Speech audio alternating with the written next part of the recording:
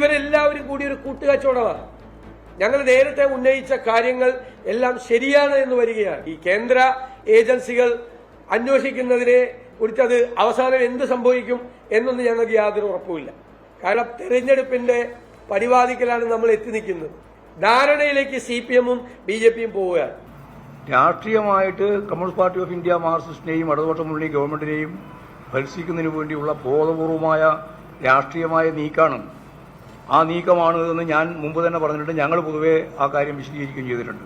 അന്വേഷണം നടത്തി ഒരു പുകമറ സൃഷ്ടിച്ച് മുഖ്യമന്ത്രിയിലേക്ക് എത്താനുള്ള വഴി ഇതാണ് എന്ന് പ്രചരിപ്പിക്കുന്നത് വളരെ വളരെ തെറ്റായ ഒരു നിലപാടാണ്. ഇത് തെരഞ്ഞെടുപ്പിന്റെ കേളിക്കൂട്ട് എന്ന രീതിയിലുള്ള പ്രചരണത്തിന് മാത്രമാണ് അവരുദ്ദേശിക്കുന്നത്. കരിമണൽ മാസപ്പടിയുമായി ബന്ധപ്പെട്ട കമ്പനി രജിസ്ട്രാർ റിപ്പോർട്ടിൽ മുഖ്യമന്ത്രി പിണറായി വിജയനെതിരായി വന്ന പരാമർശത്തിൽ പ്രതിരോധം തീർക്കാൻ പാർട്ടിയും മുന്നണിയും വീണ്ടും രംഗത്തുണ്ട്.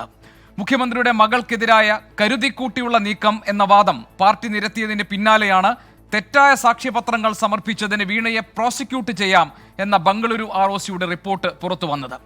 വിവാദം പുകയുമ്പോഴും പിന്നാമ്പുറത്ത് നടക്കുന്നത് CPIM BJP ഒത്തുതീർപ്പാണെന്ന ആരോപണത്തിൽ കേന്ദ്രീകരിക്കുകയാണ് പ്രതിപക്ഷത്തിന്റെ ആക്രമണങ്ങൾ. തെരഞ്ഞെടുപ്പ് അടുക്കുമ്പോൾ പാർട്ടിക്കും മുന്നണിക്കും സർക്കാരിനുമെതിരായ രാഷ്ട്രീയ നീക്കം എന്ന വാദമാണ് CPIM-ന്റേത്. ഇതിനെല്ലാം അപ്പുറം മറഞ്ഞിരിക്കുന്നതാണോ കരിമണലിൽ വീണ കരിനിഴലിന്റെ യഥാർത്ഥ വസ്തുതകൾ? എൻകൗണ്ടർ പരിശോധിക്കുന്നു. പ്രേക്ഷകർക്ക് സ്വാഗതം.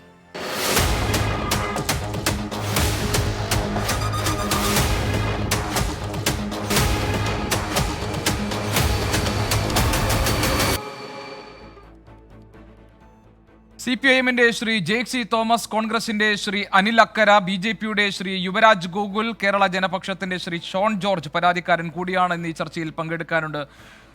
ശ്രീ ഷോൺ, ഇപ്പോൾ താങ്കളാണല്ലോ ഇതിലെ പരാതിക്കാരൻ. ഇപ്പോൾ നടക്കുന്ന ഈ അന്വേഷണം എക്സാലോജിക്കയും അതോടൊപ്പം തന്നെ CMRL-ഉം തമ്മിൽ ഉണ്ടാക്കിയിട്ടുള്ള കരാറിന്റെ നിജസ്ഥിതി അന്വേഷിച്ച് നടക്കുന്ന അന്വേഷണം ശരിയായ ദിശയിലാണോ നീങ്ങുന്നത്? ഞാനത് ചോദിക്കാൻ കാരണം അഴിമതി നിരോധന നിയമത്തിന്റെ ലംഘനവും അതോടൊപ്പം തന്നെ കള്ളപ്പണം വെളുപ്പിക്കൽ നിരോധന നിയമത്തിന്റെ ലംഘനമൊക്കെ നടന്നിട്ടുണ്ട്. അതുകൊണ്ട് CBI-യും എൻഫോഴ്സ്മെന്റ് ഡയറക്ടറേറ്റും പോലുള്ള കേന്ദ്ര ഏജൻസികൾ അന്വേഷിക്കണമെന്ന് ബംഗളൂരു ROC ശുപാർശ ചെയ്ത കേസാണത്. അവിടെ കമ്പനി കാര്യ മന്ത്രാലയത്തിലെ 3 പേർ പരിശോധന നടത്തുകയാണ് പ്രാഥമിക ഘട്ടം എന്ന നിലയിൽ. പ്രതിപക്ഷത്തിനൊരു ആക്ഷേപമുണ്ട്. ഇതിന്റെ ആവശ്യമുണ്ടോ?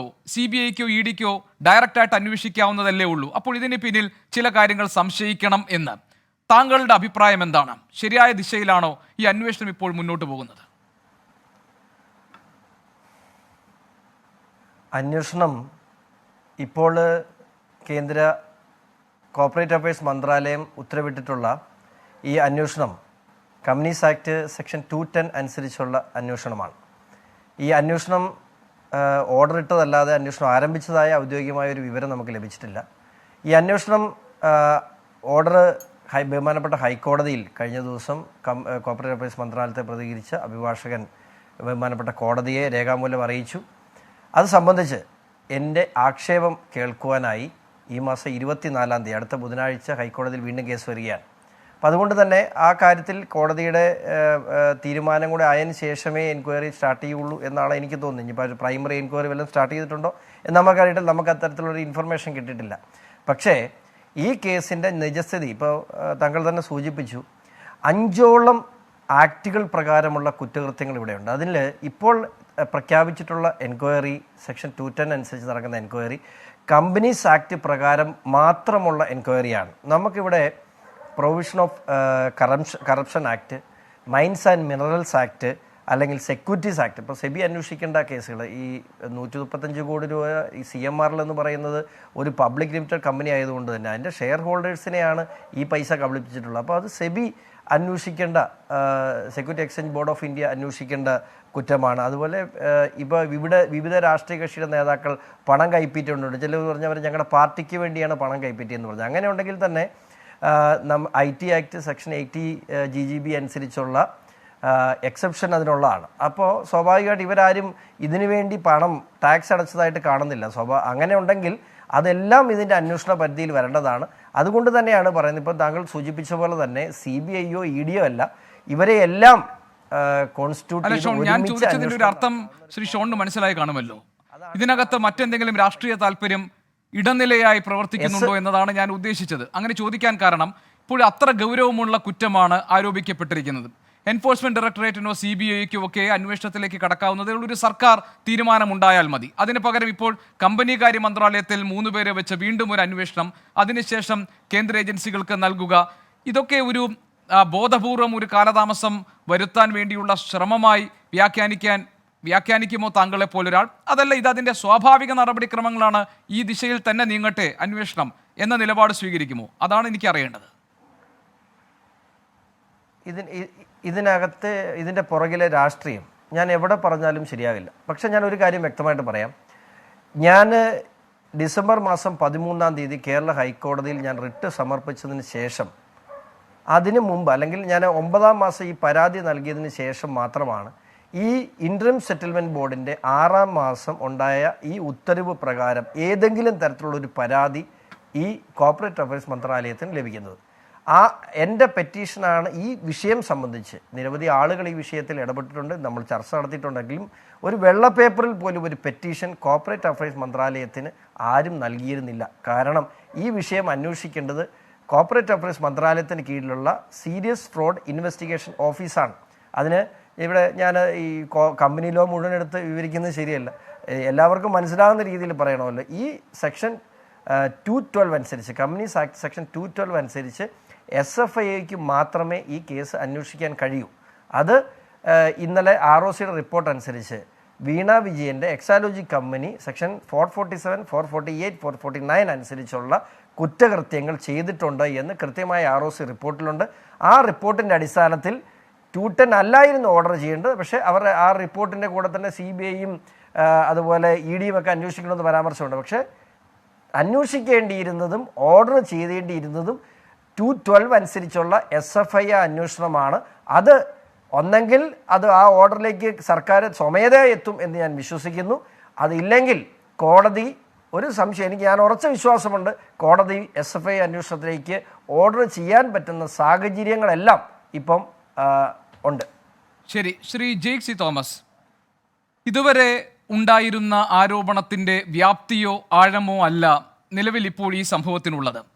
ജെയ്ക്കിന് അറിയാവുന്നത് പോലെ CMRL-നെ പരോക്ഷമായി നിയന്ത്രിക്കുന്നത് മുഖ്യമന്ത്രിയാണ് എന്ന് ബംഗളൂരു ROCയുടെ റിപ്പോർട്ടിലുണ്ട്.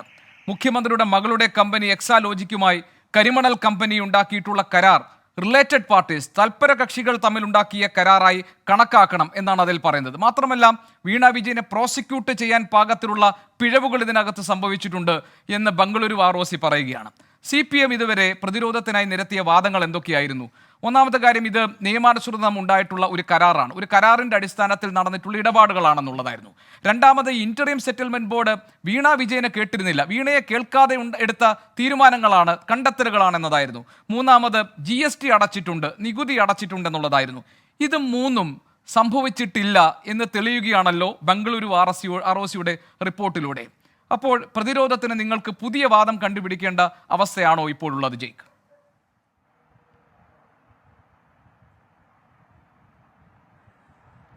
തീർച്ചയായിട്ടും.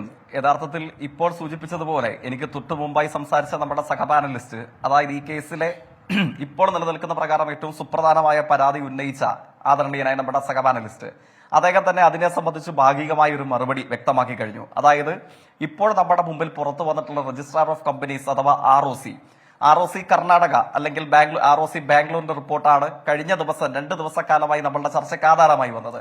ഈ റിപ്പോർട്ട് കോടതി സമക്ഷം സമർപ്പിക്കപ്പെട്ടതായി ഇതുവരെ ഒതന്റിക്കായി നമ്മളുടെ മുമ്പിൽ വിവരമില്ല.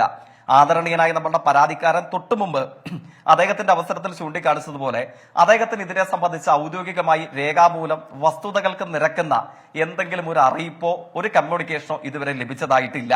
അപ്പൊ ബഹുമാനപ്പെട്ട പ്രേക്ഷകരെ, നമ്മൾ ചർച്ച ചെയ്യേണ്ടതും തിരിച്ചറിയേണ്ടതുമായിട്ടുണ്ട്. കഴിഞ്ഞ 2-2.5 വർഷക്കാലമായി കേരളത്തിൽ നടമാടുന്നത് പോലെ ഇഡി ബ്രേക്ക് ചെയ്ത് നൽകുന്ന വിവരങ്ങൾ പോലെ, ദേശീയ അന്വേഷണ ഏജൻസി ബ്രേക്ക് ചെയ്ത് നൽകുന്ന വിവരങ്ങൾ പോലെ, CBI കേരളത്തിലെ മാധ്യമങ്ങൾക്ക് മേശപ്പുറത്തുനിന്ന് അപ്പക്കഷ്ണങ്ങൾ നായ്ക്കുട്ടികൾക്ക് ഇട്ടുകൊടുക്കുന്നത് പോലെ ബ്രേക്ക് ചെയ്ത് കൊടുക്കുന്ന വിവരങ്ങൾ പോലെ അല്ലേ ഈ ROC റിപ്പോർട്ട് ടെലികോം വകുപ്പിന്റെ ചുമതലയുള്ള BJP മുതലാളിയുടെ നിയന്ത്രണത്തിലുള്ള കേരളത്തെ ചാനലിലേക്ക് കിട്ടിയത്? ആ ചാനൽ അങ്ങ് ശ്രദ്ധിച്ചിട്ടുണ്ടോ എന്നറിയില്ല. നമ്മൾ ഈ ചർച്ചയ്ക്ക് ഇരിക്കുന്നതിന് കുറച്ച് നിമിഷങ്ങൾക്ക് പുറകിൽ ROC കൊച്ചി അഥവാ കേരള പുതിയ റിപ്പോർട്ട് പുറത്തുവിട്ടിരിക്കുന്നു എന്നതിനെ സംബന്ധിച്ച് ഒരു വാർത്ത കൂടെ ബ്രേക്ക് ചെയ്തിട്ടുണ്ട്. ഇന്നല്ലെങ്കിൽ കുറച്ച് നിമിഷങ്ങൾക്കകം അങ്ങയുടെ ചാനലിലും ഷെൽ കമ്പനിയാണോ എക്സാലോജിക്ക എന്ന സംശയം പ്രകടിപ്പിക്കുന്നതാണ് ആ റിപ്പോർട്ട്, അല്ലേ ജയ്ക്ക്? തീർച്ചയായിട്ടും എന്നാണ് വാർത്തകൾ ഞാൻ മനസ്സിലാക്കുന്നത്. അങ്ങയുടെ ചാനലിലേക്കും സ്വാഭാവികമായി അത്തരം വാർത്തകൾ അലങ്കരിക്കും. നമ്മുടെ ചാനലിന്റെ ചർച്ചാ വിഷയങ്ങളെ അത് അപഹരിക്കാൻ പര്യാപ്തമായ തലവാചകമായി മാറും. അപ്പോൾ പ്രേക്ഷകർ തിരിച്ചറിയേണ്ടതുണ്ട് ഈ ROC റിപ്പോർട്ടിന്റെ വിശ്വാസ്യത എന്താണ്. ഇത് സത്യസന്ധമായി മര്യാദയോടുകൂടെ നമുക്ക് കാണാനും വിശ്വസിക്കാനും കഴിയുന്ന ഒരു അന്വേഷണാത്മക വിഭാഗമാണോ, ഒരു അന്വേഷണ സംഘമാണോ, വിലയിരുത്തേണ്ടതുണ്ട്. അല്ല, അവരൊരു ഇൻവെസ്റ്റിഗേറ്റീവ് ഏജൻസി അല്ല ജയ്ക്ക്, അവരൊരു നിയമാനുസൃതമുള്ള സംവിധാനമാണ്. അതൊരു ഇൻവെസ്റ്റിഗേറ്റീവ് ഏജൻസി അല്ല. ജയ്ക്കിന് സാങ്കേതികമായ വാദം ഉന്നയിക്കാം. പക്ഷേ ജയ്ക്ക്, ഞാൻ ചോദിക്കുന്നത്, ഇതുവരെ ഈ ഇന്ററിം സെറ്റിൽമെന്റ് ബോർഡിനെ കുറിച്ച് പാർട്ടിക്കുണ്ടായിരുന്ന ആക്ഷേപം എന്തായിരുന്നു? വീണയെ കേൾക്കാതെ എടുത്ത തീരുമാനമാണ്, അങ്ങനെ വന്നിട്ടുള്ളതാണ് ഈ പാകപ്പിഴകൾ, നിയമാനുസൃതം നടപ്പാക്കപ്പെട്ട ഇടപാടുകളാണ് ഉണ്ടായിട്ടുള്ളത്, രേഖകൾ സമർപ്പിക്കപ്പെട്ടിട്ടുണ്ട്, GST അടച്ചിട്ടുണ്ട് എന്നതാണ്. എന്താണ് ഈ ബംഗളൂരു ROCയുടെ റിപ്പോർട്ടിൽ പറയുന്നത്? നിയമ നടപടികളില്ല, ഈ നികുതി ബാക്കി ഒന്നുമില്ല എന്ന് പറയുമ്പോൾ ആദായ നികുതിയായി 42,38,038 രൂപയും അതിന്റെ പലിശയും എക്സാലോജിക്ക അടയ്ക്കാൻ ബാക്കിയുണ്ട്. ഇത് മറച്ചുവെക്കപ്പെട്ടു. തെറ്റായ സാക്ഷ്യപത്രം സമർപ്പിക്കപ്പെട്ടു. മൂന്നാമതായി, ഇതിന്റെ ഇടപാടുകൾ സംബന്ധിച്ച കാര്യങ്ങളിൽ അവ്യക്തതകൾ തുടരുന്നുണ്ട് എന്ന് ബംഗളൂരു ROCയുടെ കണ്ടെത്തലിന്റെ അടിസ്ഥാനത്തിൽ എൻഫോഴ്സ്മെന്റ് ഡയറക്ടറേറ്റും CBIയും അന്വേഷിക്കേണ്ട ഗൗരവ സ്വഭാവമുള്ള ഒരു ഇടപാടാണ് ഈ സംഭവിച്ചിരിക്കുന്നത്. ഒരു ദുരൂഹമായ ഇടപാടുകൾ നടത്തുന്ന കമ്പനികളുടെ ഇടയിലേക്ക് എക്സാലോജിക്കയും വന്നു ചേരുകയാണ്. അപ്പോൾ താങ്കൾ ഇതിന്റെ കമ്പീറ്റൻസിയെയും ഇതിന്റെ നിയമാനുസൃതമുള്ള നിലനിൽപ്പിനെയും ഒക്കെ ചോദ്യം ചെയ്യുമ്പോൾ തന്നെ ഇതിന്റെ കണ്ടെത്തലുകളെ കുറിച്ച് പറയണ്ടേ?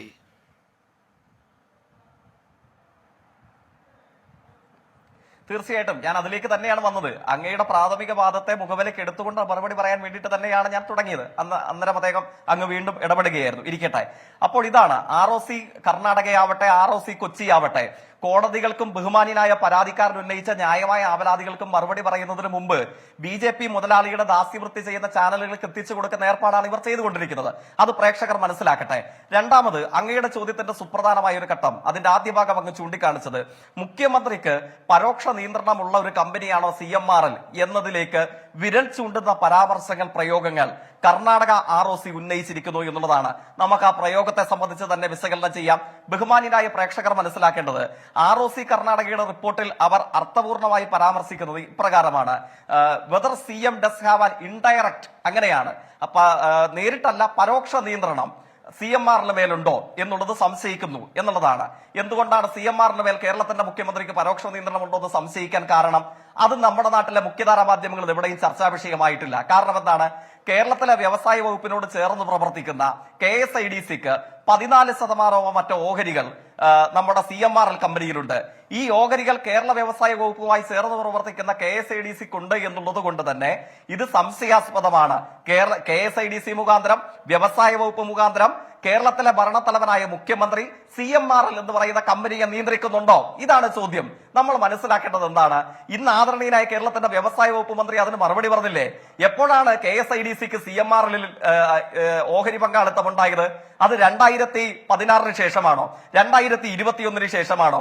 2006 സഖാ VS ഉൾപ്പെടെ കേരളത്തിൽ ഇടതുപക്ഷം അധികാരത്തിൽ വന്നതിന് ശേഷമാണോ? എപ്പോഴായിരുന്നു? കേരളത്തിൽ UDF നേതൃത്വം അധികാരത്തെ നയിച്ചുകൊണ്ടിരുന്ന 1995 പുറകിലായിരുന്നില്ലേ KSIDCക്ക് CMRL പങ്കാളിത്തം ഉണ്ടായിരുന്നത്? അതിന്റെ ഭാഗമായി കേരളത്തിനാകെ വന്ന അഭിവൃദ്ധിയെ സംബന്ധിച്ച് ഇന്ന് സൂചിപ്പിച്ചു. അത് നമ്മുടെ വിഷയമല്ല, ഇരിക്കട്ടെ. ഞാൻ ഇതിനോട് ചേർത്ത് വെച്ച് പറഞ്ഞു എന്ന് മാത്രമേ ഉള്ളൂ. അപ്പോഴെന്താണ്? 1990കളുടെ ആദ്യപാദത്തിൽ UDF മന്ത്രിസഭയുടെ കാലയളവിൽ കേരള വ്യവസായ വകുപ്പിനോട് ചേർന്ന് പ്രവർത്തിക്കുന്ന KSIDCക്ക് CMRL ഒരു ഓഹരി പങ്കാളിത്തം ഉണ്ടായി. അതുവഴി 2024 പിണറായി വിജയൻ ഈ കമ്പനിയെ നിയന്ത്രിക്കുകയാണ് എന്ന പൊട്ടത്തെറ്റ് അരിയാഹാരം കഴിക്കുന്നവന്റെ സാമാന്യ യുക്തിയെ ചോദ്യം ചെയ്യുന്ന ഒരു പൊറാട്ട് റിപ്പോർട്ടാണ്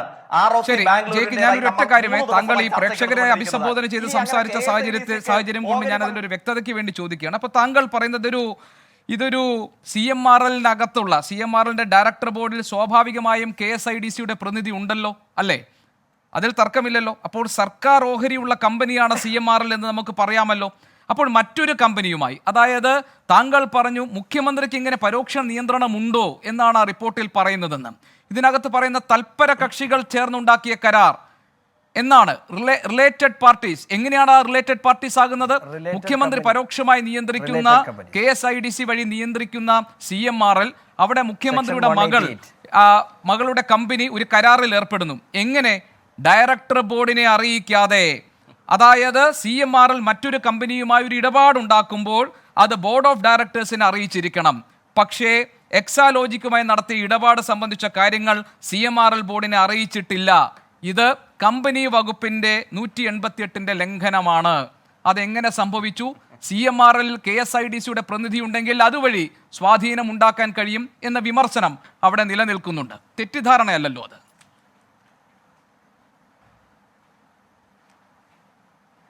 അങ്ങേക്ക് വേറെ എന്തെങ്കിലും ഉപചോദ്യം ഉണ്ടെങ്കിൽ അതുകൂടെ ചേർത്ത് ചോദിക്കാം. കാരണം തടസ്സപ്പെടുത്തുന്നു. അങ്ങേക്കും എനിക്കും അത് കുഴപ്പമില്ല എങ്കിലും അപ്പൊ അതായത് ഞാൻ വീണ്ടും മറുപടി പറഞ്ഞു തുടങ്ങുമ്പോൾ അങ്ങ് തടസ്സപ്പെടുത്തും എന്നുള്ളതാണ് അതിന്റെ ചുരുക്കം. ഇരിക്കട്ടെ, സ്വാഭാവികമായി ഇതൊക്കെ പ്രതീക്ഷിച്ച് തന്നെയാണല്ലോ നമ്മൾ ഈ സംവാദങ്ങളിലേക്ക് വരുന്നത്. അപ്പൊ എന്തായാലും അങ്ങയുടെ ന്യായമായ സംശയം വീണ്ടും ROC കർണാടകയുടെ റിപ്പോർട്ടിൽ പരാമർശിക്കുന്നത് പോലെ പരോക്ഷ നിയന്ത്രണം കേരളത്തിന്റെ മുഖ്യമന്ത്രി KSIDCയും അതോടൊപ്പം വ്യവസായ വകുപ്പും മുഖാന്തരം CMRL വരുത്തിയിട്ടുണ്ട് എന്നുള്ളതാണ് അങ്ങ് വീണ്ടും ചോദിക്കുന്നത്. ഈ പരോക്ഷ നിയന്ത്രണത്തെ സംബന്ധിച്ച് തന്നെയാണ് ഞാൻ പറഞ്ഞത്. പ്രേക്ഷകർ തിരിച്ചറിയേണ്ടതുണ്ട് ഈ പരോക്ഷ നിയന്ത്രണത്തിന് കാരണമായ അടിത്തറ എന്താണ്. ആ അടിത്തറ KSIDCക്ക് CMRL-ലുണ്ടായ 14% വരുന്ന ഓഹരി പങ്കാളിത്തമാണ്. ആ ഓഹരി പങ്കാളിത്തം മുഖ്യമന്ത്രിയുടെ മകൾക്ക് എക്സാലോജിക്ക കമ്പനി ഉണ്ട് എന്നുള്ളത് കൊണ്ട് അവരും ഇവരുമായി കരാറിൽ ഏർപ്പെട്ട് ആനുവൽ മെയിന്റനൻസ് കരാർ വഴി 1.25 കോടി രൂപയുടെ കച്ചവടം നടക്കാൻ സാധ്യതയുണ്ട് എന്നുള്ളത് കൊണ്ട് അത് മുൻകൂട്ടി കണ്ട 1995 പുറകിൽ UDF മന്ത്രിസഭയുടെ കാലയളവിൽ പിണറായി വിജയൻ സംഘടിപ്പിച്ചു എന്ന വാദമാണോ എന്ന വാദമല്ല ഞാൻ പറഞ്ഞത്. CMRL ഡയറക്ടർ ബോർഡ് അംഗത്തിൽ KSIDCയുടെ പ്രതിനിധി ആരാണ്? CMRL ഡയറക്ടർ ബോർഡിൽ KSIDCയുടെ പ്രതിനിധി വഴിയുള്ള ഇടപെടലിനെ കുറിച്ചാണ് ഞാൻ ചോദിച്ചത്. എന്തുകൊണ്ട് ഡയറക്ടർ ബോർഡ് അതറിഞ്ഞില്ല? പൊതുമേഖലാ സ്ഥാപനം, ഈ ഡയറക്ടർ പൊതുമേഖലാ സ്ഥാപനം സർക്കാർ ഓഹരിയുള്ള ഒരു പൊതുമേഖലാ സ്ഥാപനത്തിന്റെ ഭാഗമായി വരുമ്പോൾ പൊതുജനത്തെ അറിയിക്കുക എന്ന ഒരു മര്യാദ അതിനകത്തുണ്ടല്ലോ. അതാണ് കമ്പനി ആക്ടിന്റെ 188 ലംഘനം എന്ന് പറഞ്ഞത്. അത് എന്തുകൊണ്ട് നടന്നില്ല എന്നാണല്ലോ ചോദിക്കുന്നത്. അല്ലല്ല 95 ഉണ്ടായ നിയമാനുസരണമാണോ ഇത്? ഈ സംവിധാനം ഉണ്ടായതെന്നല്ലോ ചോദ്യം. വാദം എത്രയോ ദുർബലമാണ്. അല്ല, അങ്ങയുടെ വാദം എത്രയോ ദുർബലമാണ്. കാരണം എന്താണ്? അങ്ങ് പറയുന്നത് 14% ഓഹരി പങ്കാളിത്തം KSIDCക്ക് ഉണ്ട് എന്നുള്ളത് കൊണ്ട് അതുവഴി ഡയറക്ടർ ബോർഡിന്റെ ഭാഗമായിട്ടുള്ള KSIDC CMRL നടക്കുന്ന വിവരങ്ങളൊക്കെ അറിയണം, അതുവഴി പബ്ലിക് ഡൊമൈന് മുമ്പിൽ വരണം എന്നുള്ളതാണല്ലോ. ഡയറക്ടർ ബോർഡിന്റെ അനുവാദമില്ലാതെ നടക്കാൻ പാടില്ല, ചട്ടമാണത്.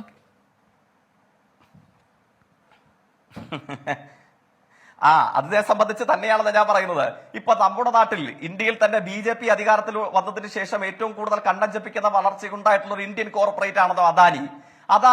അദാനിയുടെ സംഘത്തിൽ ഇന്ത്യയിലെ എത്ര പൊതുമേഖലാ സ്ഥാപനങ്ങൾക്ക് നിക്ഷേപമുണ്ട്? LICക്ക് നിക്ഷേപമില്ലേ? സ്റ്റേറ്റ് ബാങ്ക് ഓഫ് ഇന്ത്യക്ക് നിക്ഷേപമില്ലേ? അതോടൊക്കെ കൊണ്ട് അദാനിയുടെ കമ്പനിയിൽ എന്തൊക്കെ നടക്കുന്നു എന്നുള്ളത് LICയും സ്റ്റേറ്റ് ബാങ്ക് ഓഫ് ഇന്ത്യയും അക്കൗണ്ടബിൾ ആകുന്നത് എങ്ങനെയാണ്? അതിനെ സംബന്ധിച്ച് അങ്ങേക്ക് ചോദ്യമുണ്ടോ? അത് കമ്പനി ആക്ടിന്റെ ലംഘനമാകുന്നുണ്ടോ? അദാനിയുടെ കമ്പനിയിൽ ഇപ്പൊ ഇന്ത്യയിലെ എണ്ണപ്പെട്ട എല്ലാ നവരത്ന സ്വഭാവമുള്ള പൊതുമേഖലാ കമ്പനികളുടെയും ഓഹരി വാങ്ങിച്ച് അദാനിക്ക് കൊടുത്തുകൊണ്ടിരിക്കുകയാണല്ലോ യൂണിയൻ ഗവൺമെന്റ് ചെയ്തുകൊണ്ടിരിക്കുന്നത്. അപ്പൊ അദാനിയുടെ കമ്പനിയിൽ എന്തൊക്കെ വൃത്തികേടുകൾ, എന്തൊക്കെ നന്മകൾ നടന്നാലും അതൊക്കെ ഇന്ത്യയിലെ നവരത്ന സ്വഭാവമുള്ള പൊതുമേഖലാ സ്ഥാപനങ്ങളും അതിന്റെ ഡയറക്ടർമാരും അതുവഴി ഇന്ത്യൻ പൊതുജനം ആകെയും അറിയണമെന്നൊരു വാദം അങ്ങേക്കുണ്ടോ? ആ വാദമാണല്ലോ ഞാൻ പറഞ്ഞത്. പൊതുജനം ആകെ അറിയണമെന്നല്ലോ, പൊതുജന താല്പര്യത്തോടുകൂടി ഇടപെടണമെന്നാണല്ലോ. എന്തിനാണ് അങ്ങനെ തെറ്റായി വ്യാഖ്യാനിക്കുന്നത്? പൊതുജനം അറിയണമെന്നല്ലല്ലോ ഞാൻ പറഞ്ഞത്, പൊതുജന താല്പര്യത്തോടുകൂടി പ്രവർത്തിക്കണമെന്നാണല്ലോ. ഡയറക്ടർ ബോർഡിൽ KSIDCയുടെ പ്രതിനിധി ഉണ്ടെങ്കിൽ നിയമാനുസരണം മുഖ്യമന്ത്രിയുടെ മകളുടെ കമ്പനിയുമായി ഒരു കരാർ ഉണ്ടാക്കുമ്പോൾ അത് ഡയറക്ടർ ബോർഡ് അറിഞ്ഞിരിക്കണം എന്ന ചട്ടം ലംഘിക്കപ്പെട്ടതിന്റെ പേരിൽ നിയമ നടപടികൾ സ്വീകരിക്കാം എന്നാണ് ബംഗളൂരു ROC പറഞ്ഞിരിക്കുന്നത്. അതിൽ നിയമലംഘനമുണ്ടെങ്കിൽ ആ തീരുമാനത്തിൽ അത് പറയൂ ജയ്ക്ക്. അങ്ങനെ ഒരു വാദം ഉണ്ടെങ്കിൽ പറയൂ. ഒരൊറ്റ സെക്കൻഡ്, ഞാൻ ഒരു മിനിറ്റ് ഞാൻ താങ്കളിലേക്ക് വരാം. ഷോൺ എന്താണ് പറയാൻ ഉദ്ദേശിച്ചത്? അതിനെ സംബന്ധിച്ച്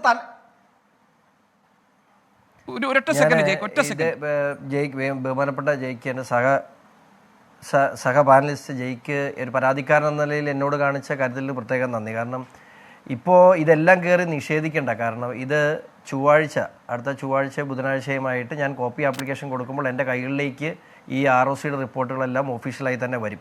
അപ്പോൾ മാധ്യമങ്ങൾ പുറത്തു കൊണ്ടുവന്ന് ഇത് ശരിയാണോ തെറ്റാണോ എന്ന് നമുക്കത് പിന്നെ ചർച്ച ചെയ്യുമ്പോൾ നമ്മൾ മാറ്റി പറയേണ്ട സാഹചര്യമാണ്. ഞാനിപ്പോൾ പറയുന്നത് ഈ വീണയുടെ കമ്പനിയും അല്ലെ എക്സാലോജി കമ്പനിയും CMRലുമായിട്ടുള്ള കരാറിനെ സംബന്ധിച്ച് ഇപ്പോൾ ഇവിടെ അവതാരകൻ സൂചിപ്പിച്ചു. സെക്ഷൻ 188 പ്രകാരം കുറ്റകരമായ അതീവ ഗൗരവമുള്ള കുറ്റമാണ് കമ്പനി CMRL ഡയറക്ടർ ബോർഡിനെ, അതും KSIDCയുടെ പ്രതിനിധിയുള്ള ഡയറക്ടർ ബോർഡിനെ അറിയാതെ ചെയ്ത് ആ നിയമവ്യവസ്ഥയിലേക്കൊക്കെ അതെല്ലാം മാറി എന്നുള്ളൂ. അപ്പോൾ അവിടെ ഒരു സേവനം ലഭിച്ചിട്ടില്ല എന്നും ഈ പണം മാസപ്പടിയാണെന്നും ഒക്കെ ജനം വിലയിരുത്തി കഴിഞ്ഞ ഒരു വിഷയമാണ്. പക്ഷെ ഇവിടെ നമ്മൾ ചർച്ച ചെയ്യേണ്ട വിഷയമാണ് എന്തിന് ഇതെല്ലാം അങ്ങ് മാറ്റി വെച്ചോളുക. 135 കോടി രൂപ കേരളത്തിൽ പ്രവർത്തിച്ച ഒരു വ്യവസായ സ്ഥാപനം നമുക്ക് 94-ലേക്കൊക്കെ പോകണ്ട. 94-ലേക്ക് പോകുമ്പോൾ അത് UDF മന്ത്രിസഭയാണ് ഈ CMRL ഈ ഓഹരി എടുത്തത്. ഇന്ന് ബഹുമാനപ്പെട്ട LDF കൺവീനർ EP ജയരാജൻ പറഞ്ഞു 1 കോടി രൂപയുടെ മാത്രം ഷെയർ ഹോൾഡ് ചെയ്തിരുന്ന ഈ കമ്പനിക്ക് 4.5 കോടി രൂപയുടെ ലാഭം KSIDCക്ക് CMRL കൊടുത്തു.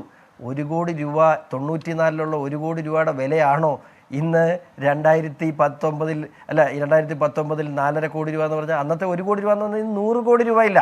ഞാൻ മാത്രമല്ല ഈ ഒരു ഇടപാടിൽ മാത്രം 2016-19 കാലഘട്ടത്തിൽ മാത്രം KSIDCക്ക് 18 കോടി രൂപയുടെ നഷ്ടം ഉണ്ടായിട്ടുണ്ട്.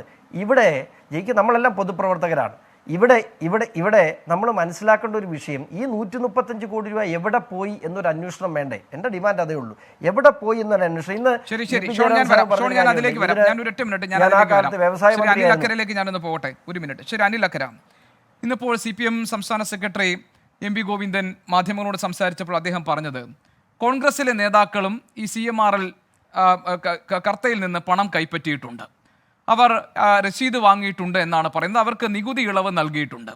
എന്തുകൊണ്ടാണ് ഈ 1.72 കോടി രൂപയുടെ കാര്യത്തിൽ മാത്രം ഇത്ര സ്പെസിഫിക് ആയിട്ടൊരു അന്വേഷണം നടത്താൻ ഉദ്ദേശിക്കുന്നത്? അതിന് പിന്നിൽ രാഷ്ട്രീയമാണെന്നാണ്. അമ്പലങ്ങൾക്ക് കൊടുത്ത തുകയുടെ ചിലവ് 171 കോടിയാണ്, മാധ്യമങ്ങൾക്ക് 16 കോടി കൊടുത്തു, ഇവർക്കൊക്കെ നികുതി ഇളവ് അനുവദിക്കപ്പെട്ടിട്ടുണ്ട്. ഇവർക്ക് എന്ത് രസീതിയാണുള്ളത്? അങ്ങനെയാണെങ്കിൽ എന്തുകൊണ്ട് മുഖ്യമന്ത്രിയുടെ മകൾ പങ്കാളിയായിട്ടുള്ള കമ്പനിയുമായി കേന്ദ്രീകരിച്ച് ഈ 1.72 കോടിയിൽ മാത്രം ഊന്നിക്കൊണ്ട് ഇങ്ങനൊരു അന്വേഷണം നടക്കുന്നു?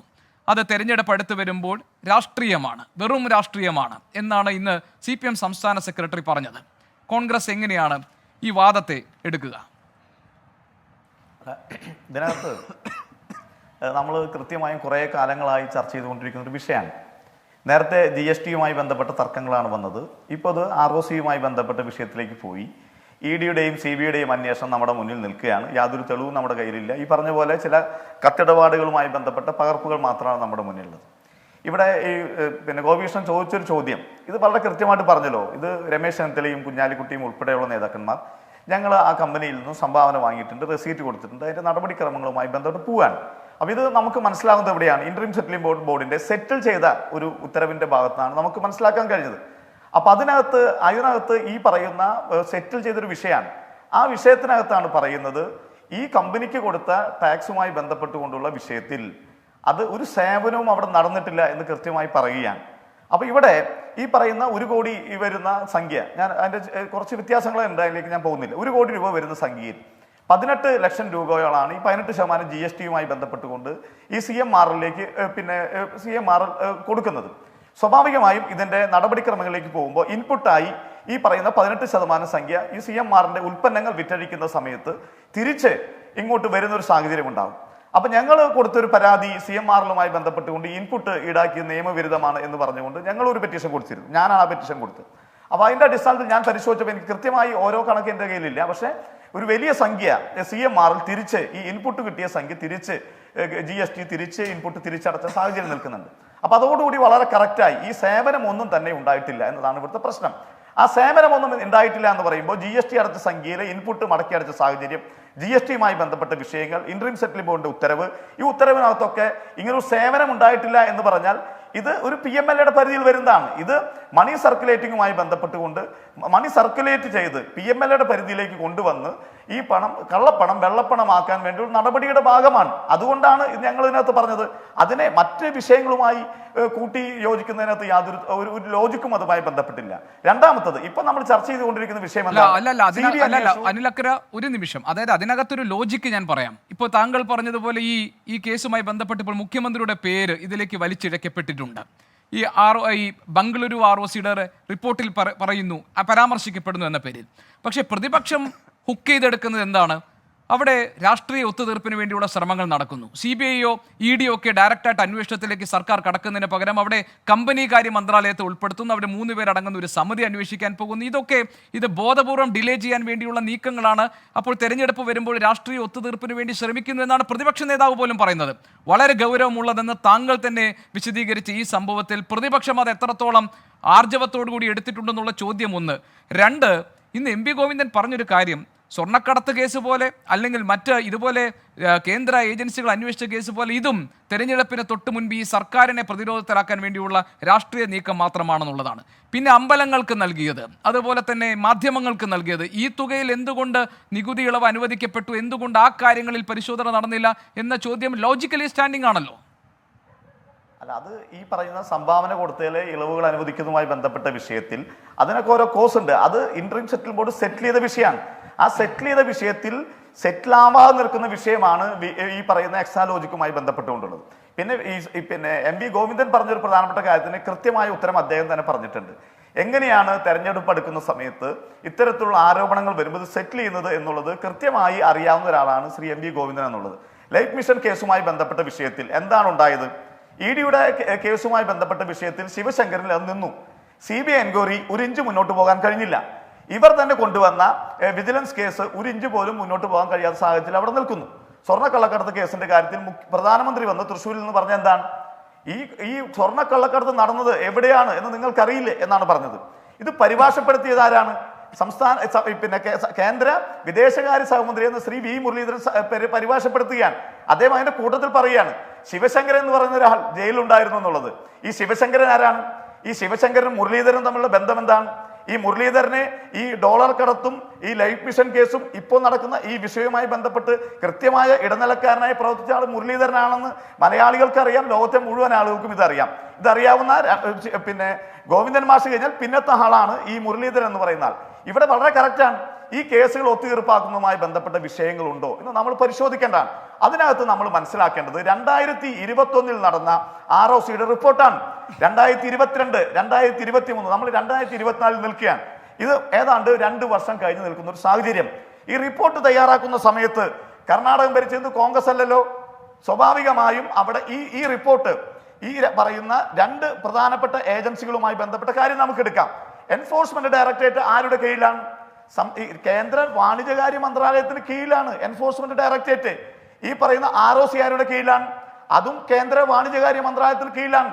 ഒരേ മന്ത്രാലയം, ഒരേ മന്ത്രിമാർ, ഒരേ സംവിധാനത്തിന്റെ കീഴിൽ ഒരേ കേന്ദ്രമന്ത്രിമാർ നിൽക്കുന്ന സംവിധാനത്തിൽ തങ്ങളുടെ വകുപ്പിൽ നടന്ന ഒരു വളരെ കൃത്യമായ ഫാബ്രിക്കേറ്റ് ചെയ്ത ഒരു വലിയ അഴിമതി, ആ അഴിമതി അല്ലെങ്കിൽ ഇത് തയ്യാറാക്കിയ നെയ്തെടുത്ത ഒരു അഴിമതി, ആ അഴിമതി എന്തുകൊണ്ട് ഈ പറയുന്ന ഒരേ വകുപ്പ് ഒരേ അനിൽ അക്കരെ എന്റെ ചോദ്യം വേറൊരു തരത്തിലാണ്, ഞാൻ അതിലേക്ക് വരാം. അതായത് കോൺഗ്രസും പ്രതിപക്ഷവും പറയുന്നത് ഇത് ഒരു രാഷ്ട്രീയമായ ഒരു പൊളിറ്റിക്കൽ ഒത്തുതീർപ്പിന് വേണ്ടിയുള്ള നീക്കങ്ങളാണ് ഇതിന് പിന്നാമ്പുറത്ത് നടക്കുന്നതെങ്കിൽ മറുഭാഗത്ത് CPM ഉന്നയിക്കുന്ന പൊളിറ്റിക്കൽ ആർഗ്യുമെന്റും വാലിഡ് ആണ്.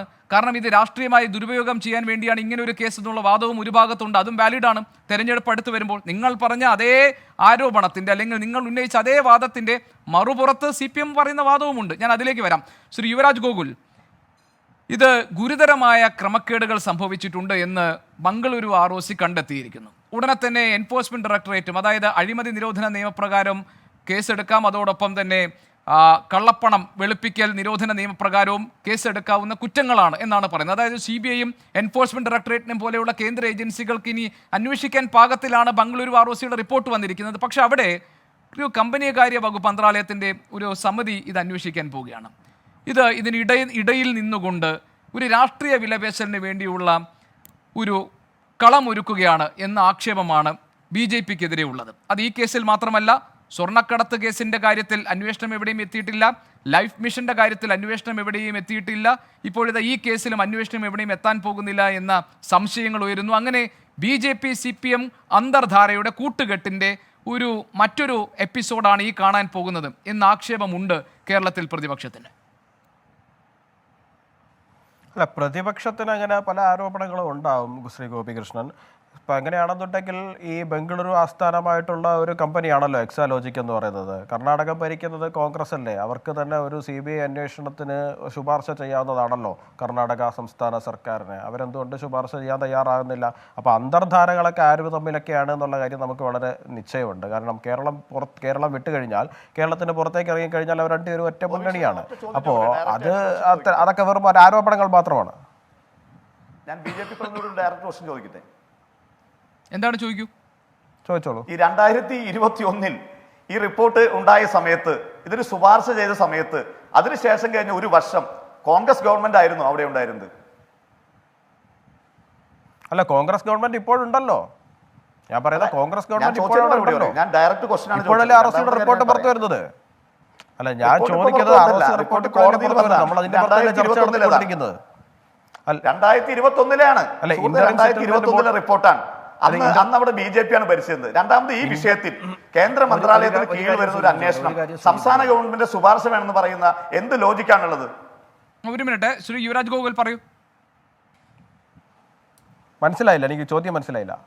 അല്ല, ഏതായാലും താങ്കൾ ഈ ഒരു ആക്ഷേപം നേരിടുന്നുണ്ട് BJP, അതിനുള്ളൊരു മറുപടി ആദ്യം.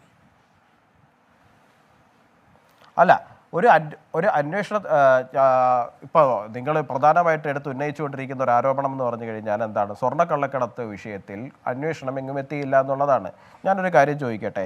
ഈ സ്വർണ്ണക്കള്ളക്കടത്ത് വിഷയത്തിൽ മുഖ്യമന്ത്രിയുടെ ഓഫീസ് കേന്ദ്രീകരിച്ചാണ് കള്ളക്കടത്ത് നടന്നിരിക്കുന്നതെന്നുള്ള കാര്യത്തെക്കുറിച്ചിട്ട് പ്രധാനമന്ത്രി സംസാരിച്ചു. പക്ഷേ മുഖ്യമന്ത്രിക്കെതിരെ നടപടിയെടുക്കുന്നില്ല എന്നുള്ളതാണ്. മുഖ്യമന്ത്രിയുടെ പ്രിൻസിപ്പൽ സെക്രട്ടറി തന്നെയല്ലേ ജയിലിൽ പോയത്? അദ്ദേഹം പുറത്തിറങ്ങി വരുന്ന സമയത്ത് അദ്ദേഹത്തെ വീണ്ടും സർവീസിലേക്ക് റീഇൻസ്റ്റേറ്റ് ചെയ്യിക്കാൻ വേണ്ടിയിട്ടും അദ്ദേഹത്തെ സംരക്ഷിക്കാൻ വേണ്ടിയിട്ട് മുഖ്യമന്ത്രി നടത്തിയ പരിശ്രമങ്ങൾ എന്തൊക്കെയാണെന്നുള്ള കാര്യം കേരളം കണ്ടത് തന്നെയല്ലേ? അങ്ങനെ ഒരു അഡ്ജസ്റ്റ്മെന്റ് ഉണ്ടെന്നുണ്ടെങ്കിൽ മുഖ്യമന്ത്രിക്ക് അത്രയും പ്രിയപ്പെട്ട ഒരാളെ വീണ്ടും വീണ്ടും ജയിലിലടക്കുകയും അദ്ദേഹത്തെ കേസിൽ കൃത്യമായി കുരുക്കുകയും ചെയ്യുന്ന തലത്തിലേക്കുള്ള നടപടികളിലേക്ക് കേന്ദ്ര അന്വേഷണ ഏജൻസികൾ പോകുമോ? സ്വർണ്ണക്കടത്ത് കേസുമായി ബന്ധപ്പെട്ട് മുഖ്യമന്ത്രിയുടെ ഓഫീസിന് ഇടപെടൽ സംബന്ധിച്ച് എന്ത് കാര്യമാണ് തെളിഞ്ഞിട്ടുള്ളത്? ഞാൻ ഒരു കാര്യം ഒന്ന് പറയാൻ. പ്രിൻസിപ്പൽ സെക്രട്ടറി പിന്നെ എങ്ങനെയാണ് അകത്ത് പോയത്? എന്ത് കാര്യമാണ് തെളിഞ്ഞിട്ടുള്ളത് സ്വർണ്ണക്കടത്ത് കേസുമായി മുഖ്യമന്ത്രിയുടെ ഓഫീസ് ഇടപെട്ടതിന്റെ? അല്ല, പ്രിൻസിപ്പൽ സെക്രട്ടറി പിന്നെ എങ്ങനെയാണ് അകത്ത് പോയത്? ഒരു ചോദ്യം. മുഖ്യമന്ത്രിയുടെ പ്രിൻസിപ്പൽ സെക്രട്ടറി പിന്നെ എങ്ങനെയാണ് ജയിലിൽ പോയത്? അല്ല, എന്നിട്ട് ആ കേസ് എന്തായി? ആരായിരുന്നു ആ കേസിലെ ഒന്നാം പ്രതി? അല്ല, ഇതല്ല ഒരു ചോദ്യം 3 പേരോടുമായിട്ട് ചോദിച്ചോട്ടെ. അല്ല, ഇത് ഇങ്ങനെ ഇടപെട്ടുകൊണ്ടിരുന്ന ഞാൻ എങ്ങനെ മറുപടി പറയും? ഒരു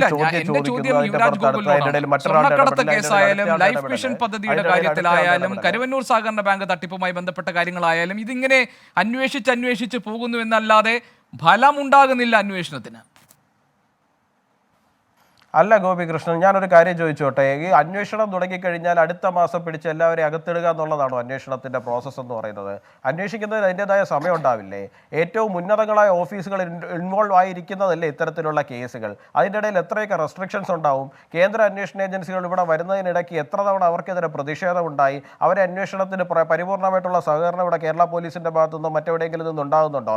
എല്ലാ തരത്തിലും അവർക്ക് റെസ്ട്രിക്ഷൻസ് ക്രിയേറ്റ് ചെയ്തുകൊണ്ടല്ലേ ഇരിക്കുന്നത്. അതുകൊണ്ട് തന്നെയല്ലേ വളരെ സൈലന്റ് ആയിട്ട് ഈ അന്വേഷണങ്ങൾ മുമ്പോട്ട് പോയിക്കൊണ്ടിരിക്കുന്നത്. അതിൻ്റെതായ സമയം കൊടുക്കണ്ടേ? നിങ്ങളിപ്പോൾ ചർച്ച ചെയ്യുന്നത് പോലും കേന്ദ്ര കമ്പനി കാര്യ മന്ത്രാലയത്തിന്റെ കീഴിലുള്ള ROCയുടെ റിപ്പോർട്ടിന്റെ പുറത്ത് തന്നെയല്ലേ? അവരെയൊക്കെ രക്ഷിക്കാൻ വേണ്ടിയിട്ടാണ്, അല്ലെങ്കിൽ എന്തെങ്കിലും അന്തർധാരയ്ക്ക് വേണ്ടിയിട്ടാണെന്നുണ്ടെങ്കിൽ ഈ റിപ്പോർട്ട് ഇത്തരത്തിലുള്ള അന്വേഷിച്ചിട്ടാണോ കൊണ്ടുവരേണ്ടത്? ഇതേപോലെ തെരഞ്ഞെടുപ്പ് അടുത്ത് വരുമ്പോൾ എടുക്കുന്ന മറ്റൊരു ആയുധം എന്ന് പറഞ്ഞത് അതുകൊണ്ടാണല്ലോ. അല്ല, CPM സംസ്ഥാന സെക്രട്ടറിക്ക് അങ്ങനെ പലതും ഉണ്ടാകും. കാര്യം വെച്ച് കഴിഞ്ഞാൽ അന്വേഷണ ഏജൻസികളെ സംബന്ധിച്ചിടത്തോളം അന്വേഷിക്കുവാനും വിവരങ്ങൾ പുറത്തു കൊണ്ടുവരുന്നതിന് അവർക്ക് അതിൻ്റെതായ സമയം എടുക്കുമായിരിക്കും. അത് സ്വാഭാവികമായ ഒരു സമയ പ്രക്രിയ മാത്രമാണ് എടുത്തുകൊണ്ടിരിക്കുന്നത്. എന്നാണ് കേട്ടില്ല. 2023-24 ലോക്സഭാ തെരഞ്ഞെടുപ്പ്,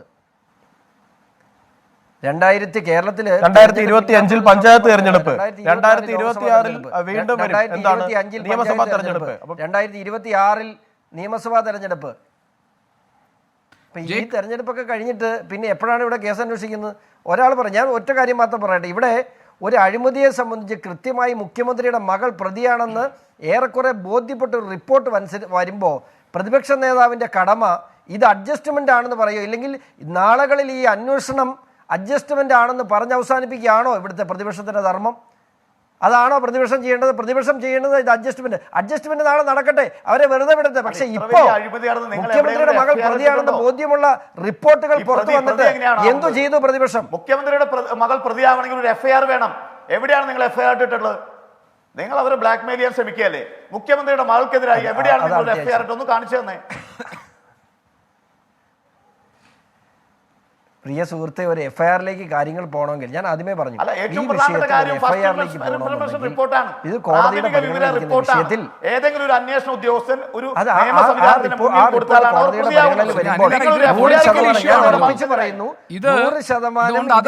ഇതൊരു പൊളിറ്റിക്കൽ ഇഷ്യൂ ആണല്ലോ. പ്രതിപക്ഷം ആ നിലയ്ക്ക് ആ ഗൗരവത്തിൽ ഇതിനെ എടുത്തിട്ടുണ്ടോ? പ്രതിപക്ഷം പറയുന്നത് ഒത്തുതീർപ്പിന് വേണ്ടി ശ്രമിക്കുമെന്നല്ലേ. ആ നിലയ്ക്ക് എന്തുകൊണ്ട് ഇത് ഏറ്റെടുക്കുന്നില്ല?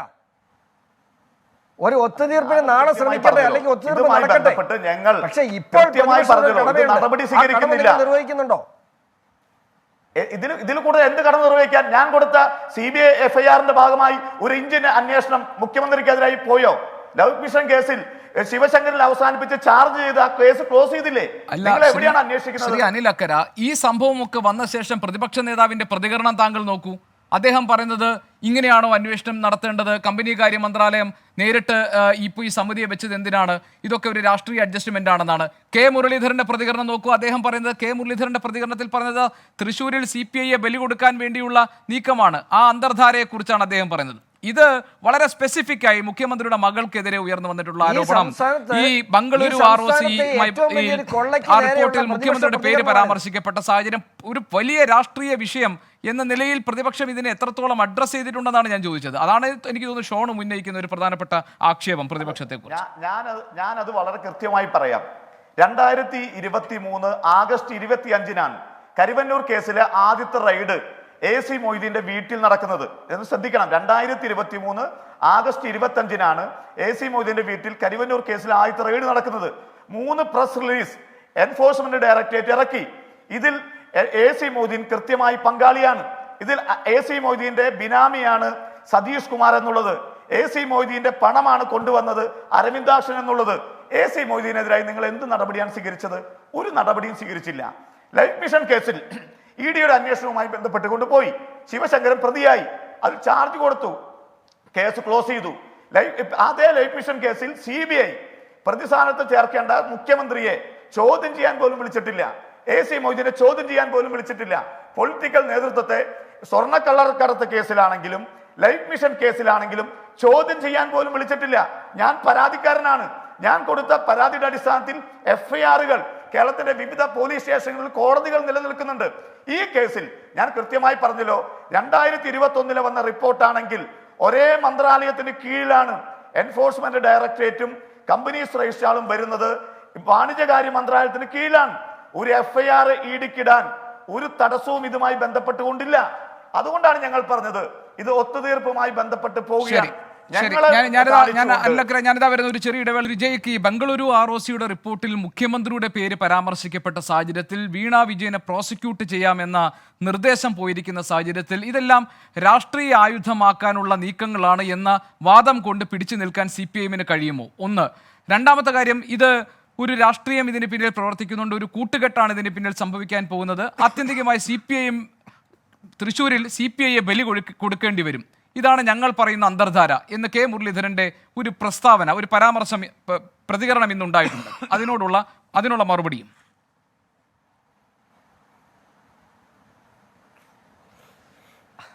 അതിനുള്ള മറുപടിയിലേക്ക് ഞാൻ വരാം. പക്ഷെ അതിന് തൊട്ട് മുമ്പ് നമ്മുടെ സഹപാനലിസ്റ്റുകൾ എല്ലാവരും തന്നെ സ്വാഭാവികമായി CPIഎമ്മിനെ മുഖ്യമന്ത്രിയെ ഇടതുപക്ഷ രാഷ്ട്രീയത്തെ പ്രതിസ്ഥാനത്ത് നിർത്തിക്കൊണ്ടാണ് അവരവരുടെ ഭാഗങ്ങൾ അത്രയും വിശദീകരിക്കാൻ വേണ്ടി ശ്രമിച്ചത്. പ്രേക്ഷകർ മനസ്സിലാക്കേണ്ടത്, നമുക്ക് മുമ്പിൽ ഇപ്പോൾ 2 കാര്യങ്ങളുണ്ട്. ഒന്ന്, ഇതിനോടകം വിശദീകരിക്കപ്പെട്ടതുപോലെ ഇന്ററിം സെറ്റിൽമെന്റ് ബോർഡിന്റെ ഇതായി വന്നിട്ടുള്ള വെളിപ്പെടുത്തൽ, അവരുടെ തീർപ്പുകൾ. മറ്റൊന്നെന്താണ്? മറ്റൊന്ന്, ഇപ്പോൾ നമ്മൾ ചർച്ച ചെയ്തുകൊണ്ടിരിക്കുന്ന BJPയുടെ വളർത്തു നായ്ക്കളായി നിൽക്കുന്ന നമ്മുടെ നാട്ടിലെ ചില മാധ്യമങ്ങൾക്ക് മാത്രമായി ലീക്ക് ചെയ്യപ്പെട്ട് കിട്ടുന്ന പുതിയ ROC റിപ്പോർട്ടുകളുണ്ട്. ഇന്നലെ വരെ അത് ROC ബാംഗ്ലൂർ ഓർ കർണാടകയായിരുന്നു. ഇന്നിപ്പോൾ ഇവിടെ ഒത്തുചേരുന്നതിന് കുറച്ച് നിമിഷങ്ങൾക്ക് പുറകിൽ ROC കൊച്ചി അല്ലെങ്കിൽ കേരളയുടെ വിവരങ്ങൾ കൂടെ പുറത്തു വന്നിരിക്കുന്നു. അപ്പോൾ അത്തരം കാര്യങ്ങൾ നമ്മൾ ചർച്ച ചെയ്യുകയാണ്. ഈ റിപ്പോർട്ടുകളുടെ ആകത്തുക എന്താണ്? കേരളത്തിലെ മുഖ്യമന്ത്രിയുടെ മകൾ T വീണ അവർ നടത്തുന്ന എക്സാലോജി കമ്പനിക്ക് ബാങ്ക് ട്രാൻസാക്ഷൻ പ്രകാരം അവർക്ക് ലഭിച്ചിട്ടുള്ള 1 കോടി ചില്ലറ പൈസ, ആ 1 കോടി ചില്ലറ പൈസ മാസപ്പടിയാണ് എന്നുള്ളതായിരുന്നു ഇവിടെ തൊട്ടു മുമ്പ് ചർച്ചയിലിരുന്ന കോൺഗ്രസിന്റെ പ്രമുഖ നേതാവിന്റെ സതീർത്ഥ്യൻ കൂടെയായിട്ടുള്ള ആളുടെ പരാതി. ആ മാസപ്പടിയെ പിടിച്ചുകൊണ്ട് നമ്മൾ ദീർഘകാലങ്ങൾ ചർച്ച ചെയ്തു. അപ്പോഴാണ് പിന്നീട് പറയുന്നത് അത് മാസപ്പടിയല്ല, അത് നൽകിയ സേവനത്തിന് ത്രൂ ബാങ്ക് അക്കൗണ്ട് ട്രാൻസാക്ഷൻ വഴി ലഭിച്ചിട്ടുള്ള സുതാര്യമായി സംഭവിച്ചിട്ടുള്ള ഒരു പണമിടപാടാണ്. അപ്പോൾ അതിന് GST അടച്ചിട്ടില്ല, അല്ലെങ്കിൽ സ്റ്റേറ്റ് SGST അടച്ചിട്ടില്ല എന്നിങ്ങനെയായി വാദങ്ങൾ. അങ്ങനെ തെളിയിച്ചാൽ ഞാൻ മാപ്പ് പറയാം എന്നുള്ള തുടർ പ്രഖ്യാപനങ്ങൾ വരുന്നു. പക്ഷെ പിന്നീട് എന്താണ് കണ്ടത്? GST അടച്ചതിന്റെ രേഖ വരുന്നു, സ്റ്റേറ്റ് GST അടച്ചതിന്റെ രേഖ വരുന്നു, ബാങ്ക് ട്രാൻസാക്ഷൻ ആയി മാറുന്നു, മാസപ്പടിയിൽ നിന്ന് പിന്നോട്ട് പോകുന്നു, സ്റ്റേറ്റ് GST ആരോപണത്തിൽ നിന്ന് പിന്നോട്ട് പോകുന്നു, GSTയിൽ നിന്ന് പിന്നോട്ട് പോകുന്നു. മാപ്പ് പറയുമെന്ന പറഞ്ഞ ആള് സ്വാഭാവികമായി എട്ടുകാലി മമ്മൂഞ്ഞിനെ പോലെ നമ്മുടെ നാട്ടിലെ മാധ്യമങ്ങൾക്ക് മുമ്പിൽ വീരപരിവേഷത്തോടു കൂടെ നടക്കുന്നു. രണ്ടാമത് എന്താണ്, ഇത് ബാങ്ക് ട്രാൻസാക്ഷൻ പ്രകാരം നമ്മുടെ മുമ്പിൽ സംഭവിച്ച ഒരു കാര്യത്തെ സംബന്ധിച്ചുള്ളതാണ്. കൂടെ ചർച്ച ചെയ്യേണ്ടത് എത്രയാണ്? 226 കോടി രൂപയുടെ ട്രാൻസാക്ഷൻ, അതായത് ഏർപ്പാടുകൾ ഇതേ കമ്പനി നടത്തിയിരിക്കുന്നു. 226 കോടി രൂപയുടെ ഏർപ്പാട് നടത്തിയതിന് ട്രാൻസാക്ഷൻ രേഖയുണ്ടോ? ഇല്ല. ഡോക്യുമെന്റ് ഉണ്ടോ? ഇല്ല. SGST ഉണ്ടോ? ഇല്ല. IGST ഉണ്ടോ? ഇല്ല. GST ഉണ്ടോ? ഇല്ല. ഈ 226 കോടി രൂപ പറ്റിയിട്ടുള്ളത് ആരൊക്കെയാണ്? അതിനകത്ത് 226 കോടി രൂപ പറ്റിയിട്ടുള്ളത് KK ഉണ്ട്, OC ഉണ്ട്, IK ഉണ്ട്, RC ഉണ്ട്. ഇതാരൊക്കെയാണ്? പ്രേക്ഷകർ തെറ്റിദ്ധരിക്കേണ്ട, നമ്മൾ ഏതെങ്കിലും അക്ഷരമാല ക്രമത്തിൽ അക്ഷരങ്ങൾ പറഞ്ഞ് കളിച്ചതല്ല. KK എന്ന് പറയുന്നത് കുഞ്ഞാലിക്കുട്ടിയാണ്, OC എന്ന് പറയുന്നത് ഉമ്മൻചാണ്ടിയാണ്, RC എന്ന് പറയുന്നത് രമേശ് ചെന്നിത്തലയാണ്, IK എന്ന് പറയുന്നത് ഇബ്രാഹിം കുഞ്ഞാണ്. അപ്പൊ ഈ മാന്യന്മാരൊക്കെ പൈസ വാങ്ങിച്ചെന്നുള്ളത് അവർ തന്നെ സമ്മതിച്ചു. ചോദിച്ചപ്പോ കോൺഗ്രസ് പ്രതിനിധിയുടെ മറുപടി എന്താണ്? അദ്ദേഹം പറയുന്നു അതിന്റെ രസീത് ഞങ്ങളുടെ KPCC ഓഫീസിൽ ഇരിപ്പുണ്ട്. PV പിണറായി വിജയനാണോ അല്ലയോ എന്ന ചോദ്യം വന്നപ്പോൾ അന്തസ്സോടുകൂടെ അദ്ദേഹം വിശദീകരിച്ചു, ആ പണം പറ്റുന്ന ഏർപ്പാട് പിണറായി വിജയനും കേരളത്തിലെ ഇടതുപക്ഷത്തിനും ഇല്ല എന്ന് അദ്ദേഹം വിശദീകരിച്ചു. തെളിവുണ്ടെങ്കിൽ നിങ്ങൾ ഹാജരാക്ക്. നിങ്ങൾ ഇന്ററിം സെറ്റിൽമെന്റ് ബോർഡിന്റെ ഉത്തരവിന്റെ ജയിക്കിന് ഞാൻ അതിന്റെ കോപ്പി തരാം. ഇന്ററിം സെറ്റിൽമെന്റ് ബോർഡിന്റെ പേജ് നമ്പർ 51 അവരുടെ ഓർഡറിൽ കൃത്യമായി പറഞ്ഞിട്ടുണ്ട്, ദ പ്രൊമിനന്റ് പേഴ്സൺ റിലേറ്റഡ്. അങ്ങനെയൊന്നും PV ഞങ്ങളല്ലാതൊന്നും പറയരുത്. PV ആരാണെന്ന് കേരള ഹൈക്കോടതി പറഞ്ഞല്ലോ, പിന്നെന്താ? ഞാൻ പറയുന്നു, അങ്ങയുടെ അവസരത്തിൽ ഞാൻ ഇടപെട്ട് സംസാരിച്ചതല്ലോ. അങ്ങ് നിങ്ങൾ 3 ആളുകളും ഇവിടെ വന്നിരുന്ന് പട്ടം കൂടിയിരുന്നത് പറഞ്ഞ കാര്യങ്ങൾ തന്നെ ആവർത്തിക്കുന്നു. ഇത് കേട്ടോണ്ടിരിക്കുമ്പോൾ വിരസതയുള്ളത് കൊണ്ടാണ് ഇടയ്ക്ക് ഇടപെടുന്നത്. കാരണം ഒരേ കാര്യങ്ങൾ എത്രയാണെങ്കിലും ഒരേ കാര്യങ്ങൾ തിരിച്ചും മറിച്ച് നമ്മൾ പറഞ്ഞുകൊണ്ടിരുന്നത് ഇത് ജയിക്കിന്റെ ഭാഗം പറഞ്ഞിട്ട് ശ്രീ ഷോൺ, താങ്കൾക്ക് മറുപടി പറയാൻ ഞാൻ അവസരം തരാം. ജയിക്കിന്റെ ഭാഗം പറഞ്ഞ ശേഷം നിങ്ങൾക്ക് വിയോജിക്കാം, നിങ്ങളുടെ ഭാഗങ്ങൾ പറയാം. ജയിക്ക് മുഴുമിപ്പിച്ച ശേഷം പറയൂ. ക്ഷമിക്കുക. പ്രേക്ഷകരുടെ വിരസതയുടെ അട്ടിപ്പേർ അവകാശം പരാതിക്കാരനെ ഏറ്റെടുക്കേണ്ടതില്ല. അത് പ്രേക്ഷകർ വിലയിരുത്തട്ടെ. ഞാൻ പ്രേക്ഷകരെ സംബന്ധിച്ച് നിങ്ങൾ ഈ പറയുന്ന പരാതിയെല്ലാം ഉടായിപ്പാണ്, കാൽക്കാസിന് നിൽക്കാത്തതാണ്. നിങ്ങൾ ഈ പരാതിയുമായിട്ട് മേലാരൊരു ചാനൽ 4ലേക്ക് വരരുതെന്ന് ഞാൻ പറഞ്ഞാലോ, അതാ പ്രേക്ഷകരുടെ അഭിപ്രായം എന്ന് പറഞ്ഞാലോ? അപ്പൊ എന്തായിരിക്കും അങ്ങയുടെ പ്രതികരണം? അതുകൊണ്ട് പ്രേക്ഷകരുടെ അഭിപ്രായത്തിന്റെ ഏറ്റെടുക്കേണ്ടതായിട്ടില്ല. അത് പ്രേക്ഷകർ തന്നെ പിന്നെ മാധ്യമപ്രവർത്തനായ ഗോപികൃഷ്ണനും എല്ലാവരും കാണുന്നുണ്ട്. അതുകൊണ്ടാണ് പറഞ്ഞത് അവരുടെ അട്ടിപ്പറവകാശം അങ്ങെടുത്തിട്ട് എന്റെ പേര് പ്രയോഗിക്കാൻ നിൽക്കണ്ട. അങ്ങനെ പ്രയോഗിക്കുന്ന വഴങ്ങി തരാനും എനിക്ക് സൗകര്യമില്ല. അപ്പൊ ഞാനിവിടെ വിശദീകരിച്ചത് എന്താണ്? ഈ പറയുന്ന ആളുകൾ ഒരു രേഖയും ഇല്ലാതെ, ഒരു സ്റ്റേറ്റ്മെന്റും ഇല്ലാതെ, ഒരു GSTയും ഇല്ലാതെ, ഒരു SGSTയും ഇല്ലാതെ, ഒരു IGSTയും ഇല്ലാതെ കേരളത്തിൽ BJPയുടെ ജന്മഭൂമി ദിനപത്രം ഉൾപ്പെടെയുള്ള മാധ്യമങ്ങൾ 16 കോടി, കേരളത്തിലെ ആരാധനാലയങ്ങൾ, അതേപോലെ തന്നെ മറ്റ് നേതാക്കന്മാർ എത്ര 171 കോടി, ആകെ 226 കോടി രൂപയുടെ കച്ചവടം നടന്നിരിക്കുന്നു. അതിനെ അന്ന് സൂചിപ്പിച്ച ഇന്ററിം സെറ്റിൽമെന്റ് ബോർഡ് എന്ത് ചെയ്തിരിക്കുന്നു? ഒരു രേഖയും ടാക്സും ഡോക്യുമെന്റും ട്രാൻസാക്ഷനും ഇല്ലാത്ത 226 രൂപയുടെ കള്ളപ്പണ ഇടപാട്, കോൺഗ്രസ് പ്രതിനിധിയുടെ വാക്ക് ഞാൻ കടമെടുക്കുക, ആ കള്ളപ്പണ ഇടപാട് 70% സാധൂകരിച്ച് കൊടുത്തിരിക്കുന്നു. അതിൽ ഇളവ് കൊടുത്തിരിക്കുന്നു. ബാങ്ക് ട്രാൻസാക്ഷൻ വഴി SGSTയും GSTയും അടച്ച് സേവനത്തിന് ഭാഗമായി ലഭിച്ച 1 കോടി ചില്ലറ ലക്ഷത്തിന്റെ പേരിൽ ഇവിടെ ചോദ്യം ഉയർന്നു വരുന്നു.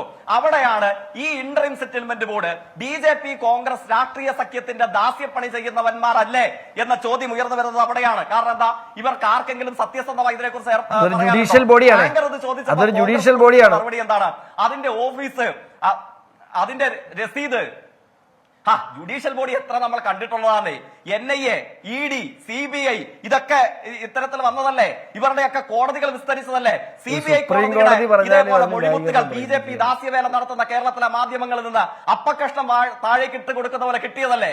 അപ്പൊ ജുഡീഷ്യൽ ബോഡി ഒന്ന് രണ്ട് കാര്യങ്ങൾ അതായത് ജേക്ക് പറഞ്ഞത് GST എല്ലാം അടച്ചു നിയമപരമായി നടപ്പാക്കപ്പെട്ട ഇടപാടുകൾ സംബന്ധിച്ച് ദുരാരോപണങ്ങൾ ഉന്നയിക്കപ്പെടുന്നു എന്നുള്ളതാണ്.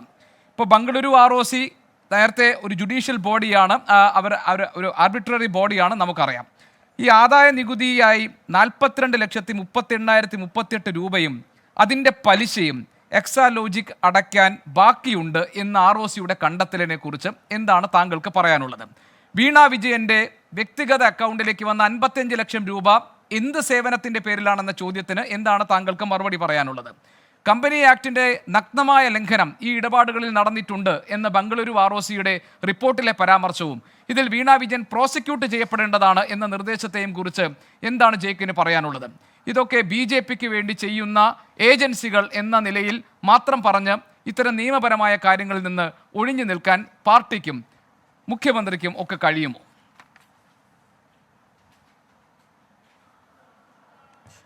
അതിലേക്ക് തന്നെ വരാം. ROC ഇന്ററിം സെറ്റിൽമെന്റ് ബോർഡ് ബോർഡിനെ സംബന്ധിച്ചാണ് തൊട്ടുമുമ്പ് വിശദീകരിച്ചത്. 226 കോടി രൂപയുടെ കള്ളപ്പണം ജന്മഭൂമി മുതൽ കേരളത്തിലെ കോൺഗ്രസ് നേതാക്കന്മാർ വരെ വാങ്ങിച്ചു.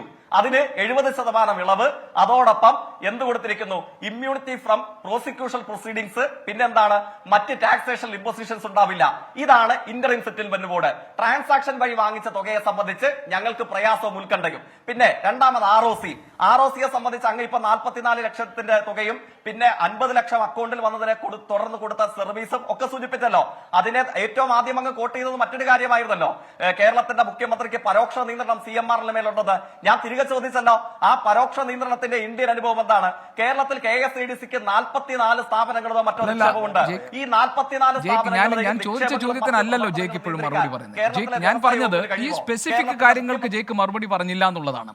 അതായത് എന്താണ് ഈ സംഭവങ്ങളിൽ ഇപ്പോൾ ROCയുടെ ഈ കണ്ടെത്തലുകൾ തെറ്റാണ് എന്ന് ഇപ്പോൾ നിങ്ങൾ ഇന്ററിം സെറ്റിൽമെന്റ് ബോർഡ് വന്നപ്പോൾ നിങ്ങൾ പറഞ്ഞു വീണയെ കേട്ടിട്ടില്ല, ഒരു ഭാഗം കേൾക്കാതെ ഉണ്ടായിട്ടുള്ള തീരുമാനങ്ങളാണിത്. ROCയുടെ കാര്യത്തിൽ നിങ്ങൾക്ക് ആക്ഷേപം ഉന്നയിക്കാൻ പറ്റില്ല.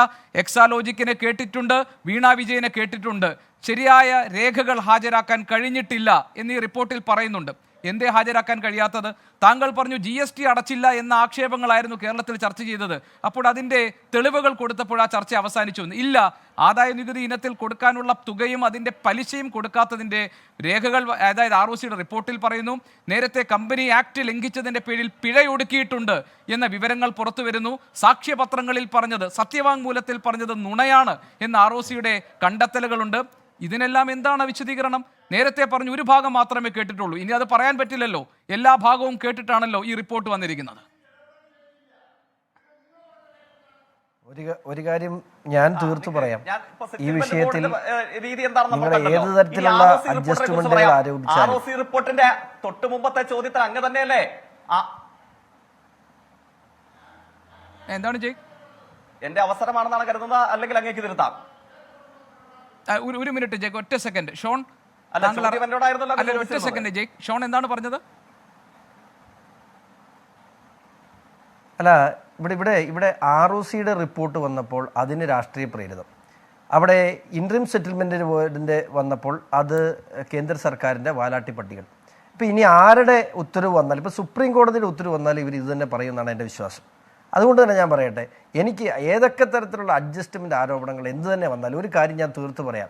ഈ വിഷയത്തിൽ കൃത്യമായി ഇവിടെ നടന്നിട്ടുള്ള, ഇപ്പോൾ എനിക്ക് പറഞ്ഞു അവിടെ ഇൻട്രീം സെറ്റിൽമെൻറ്റിനോട് വിധി അനുസരിച്ച് ഇതിന്മേൽ വേറെ ലിറ്റിഗേഷൻസ് പറ്റില്ല, അല്ലെങ്കിൽ മറ്റ് ഇത് സെറ്റിൽമെൻ്റാണ് ചെയ്തിട്ടുള്ളത്, അത് സിവിളാണ്. ഇവിടെ ഒരു ഫ്രോഡ് നടന്നിട്ടുണ്ട്, ഒരു തട്ടിപ്പ് നടന്നിട്ടുണ്ട്, അഴിമതി നടന്നിട്ടുണ്ട്. അതിനെതിരെ FIR നിർബന്ധമായും ഉണ്ടാകും. അതുവരെ എൻ്റെ നിയമ പോരാട്ടം ഞാൻ തുടരും. എനിക്ക് ഇന്ത്യൻ ജുഡീഷ്യറിയിൽ ഉത്തമ വിശ്വാസമുണ്ട്. ഈ വിഷയത്തിൽ ഇവിടെ നടന്നിട്ടുള്ള ഈ തട്ടിപ്പിൽ, ഇവിടെ നടന്നിട്ടുള്ള ഈ കൊള്ളയിൽ, ഇവിടെ നടന്നിട്ടുള്ള ഈ കൈക്കൂലിയിൽ ഒരു FIRൽ ഈ വിഷയം ഒരു FIRൽ എത്തിക്കാൻ കഴിയുമെന്ന് എനിക്ക് ഉത്തമ വിശ്വാസമുണ്ട്. അന്ന് ഇതിനെല്ലാം മറുപടി പറയേണ്ടി വരും. ശ്രീ അനിൽ അക്കര, ഈ വിഷയത്തിൽ ശരിയായ ഒരു അന്വേഷണം കോൺഗ്രസ് പ്രതീക്ഷിക്കുന്നുണ്ടോ? അല്ല, ഞാനത് കൃത്യമായി പറഞ്ഞല്ലോ. ലൈഫ് മിഷൻ കേസ് നമ്മുടെ മുന്നിൽ പാഠമാണ്. സ്വർണ്ണക്കള്ളക്കേസ് നമ്മുടെ മുന്നിൽ പാഠമാണ്. ഇപ്പോൾ പിന്നെ നമ്മുടെ ലാവ്ലിൻ കേസ് നമ്മുടെ മുന്നിൽ പാഠമാണ്. ഇപ്പൊ ഷോൺ ഇവിടെ പറഞ്ഞു എത്ര മുന്നോട്ട് പോയാലും ഇതിനകത്തൊരു FIR ഇടാൻ കഴിയുന്നു. ഞാൻ ആവർത്തിച്ച് പറയുന്നു, പിണറായി വിജയനും നരേന്ദ്രമോദിയും, പിണറായി വിജയൻ കേരളത്തിന്റെ മുഖ്യമന്ത്രി ആയിരിക്കുന്നിടത്തോളം കാലവും നരേന്ദ്രമോദി ഇന്ത്യയുടെ പ്രധാനമന്ത്രി ആയിരിക്കുന്നിടത്തോളം കാലവും ഇതിന് തമ്മിൽ ഒരു വലിയ അഡ്ജസ്റ്റ്മെന്റ് ഉണ്ട്. ആ അഡ്ജസ്റ്റ്മെന്റിന്റെ ഭാഗമാണ് യാത്രയപ്പ് സമ്മേളനവും സ്വീകരണ സമ്മേളനവും. ഇത് ഒരു FIR ഇടാൻ ഈ കേസിൽ കഴിഞ്ഞാൽ ആദ്യ പടി ഷോൺ വിജയിച്ചു എന്ന് ഞാൻ പറയും. ഷോണിനെ ഞാൻ അതിന് എല്ലാ പിന്തുണ ഞാൻ തരികയാണ്. ആ ഷോണിന്റെ ആത്മാർത്ഥത ഞാൻ നിരീക്ഷിക്കുകയാണ് ഈ വിഷയത്തിൽ. ജയിക്ക് മറുപടി.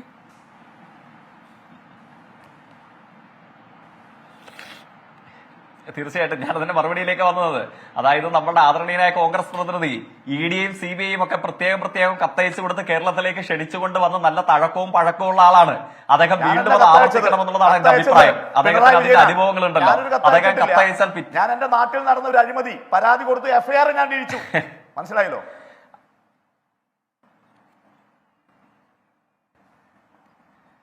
ശരി, അങ്ങ് FIR ഇടിക്കാനും അത്തരത്തിൽ അങ്ങേക്ക് പ്രാഗൽഭ്യവും പിൻചരിത്രമുള്ള ആളാണല്ലോ. അതിവിടെ ആവർത്തിക്കണം എന്നുള്ളതാണ് എന്റെ വിനീതമായ അഭ്യർത്ഥന. ദേശീയ അന്വേഷണ ഏജൻസി മുതൽ EDയും CBIയും എൻഫോഴ്സ്മെന്റ് ഡയറക്ടറേറ്റും ഒക്കെ വന്ന് എത്ര തവണ വട്ടമിട്ട് പറഞ്ഞതാണ് അങ്ങയുടെ നാട്ടിൽ ഞങ്ങളുടെ നേതാവായ ശ്രീ AC മൊയ്തീന്റെ കോടാനുകൂടി കണ്ടുകെട്ടി എന്ന പച്ചക്കള്ളം ഇതേപോലെ മാധ്യമങ്ങൾക്ക് എറിഞ്ഞുകൊടുത്ത് ആ അപ്പകഷ്ണങ്ങൾ തിന്ന മാധ്യമങ്ങൾ അത് വാർത്തയാക്കിയതല്ലേ? ഒരണാ പൈസ കണ്ടുകിട്ടിയോ? ഒരണാ പൈസ അത് AC മൊയ്തീനിൽ നിന്ന് മാത്രമാണ്. ശ്രീ KT ജലീൽ, PC രാമകൃഷ്ണൻ, പിണറായി വിജയൻ, എത്ര പേരെ നിങ്ങൾ വേട്ടയാടി രോമത്തിൽ സ്പർശിക്കാൻ വേണ്ടി ഇപ്പോഴത്തെ പുതിയൊരു അനുഭവം കൂടെ വന്നിരിക്കുന്നു. ആദരണീയനായ പരാതിക്കാരനോട് എനിക്ക് സന്തോഷമേ ഉള്ളൂ. അങ്ങ് പരാതി കൊടുക്കണം. അങ്ങ് പരാതി കൊടുക്കുമ്പോൾ അങ്ങ് തന്നെ സൂചിപ്പിച്ചല്ലോ, അങ്ങയുടെ പരാതിയുടെ സുപ്രധാനമായ മർമ്മം എന്ന് പറയുന്നത് ബാങ്ക് ട്രാൻസാക്ഷൻ മുഖാന്തരം സംഭവിച്ചിട്ടുള്ള തുകയെ സംബന്ധിച്ചുള്ളതല്ല. അങ്ങയുടെ പരാതിയുടെ മർമ്മം KPCC ഓഫീസിൽ രഹസ്യമാക്കി നമ്മുടെ കോൺഗ്രസ് നേതാവും സംഘവും പൊതിഞ്ഞു പിടിച്ചു വെച്ചിരിക്കുന്ന 226 കോടി രൂപയോളം വരുന്നതിലെ നല്ല വിഹിതത്തെ സംബന്ധിച്ചുള്ള അന്വേഷണമാണ് SFI സീരിയസ് ഫ്രോഡലന്റ് ഇൻവെസ്റ്റിഗേഷൻ മുഖാന്തരം അങ്ങ് ആവശ്യപ്പെടുന്നത്. നടക്കട്ടെന്നേ, ഞങ്ങൾ അതിനെ സ്വാഗതം ചെയ്യും. വരട്ടെ. അതിന് ദേശീയ അന്വേഷണ ഏജൻസിയോ EDയോ CBIയോ ആരാണെന്ന് വെച്ചാൽ വരട്ടെ. പക്ഷെ വരുമ്പോൾ അന്വേഷിക്കേണ്ടത് എന്താണ്? ബാങ്ക് ട്രാൻസാക്ഷൻ മുഖാന്തരം SGSTയും GSTയും അടച്ച സുതാര്യമായ ഇടപാടിനെ സംബന്ധിച്ചല്ല. അന്വേഷിക്കേണ്ടത് എന്താണ്?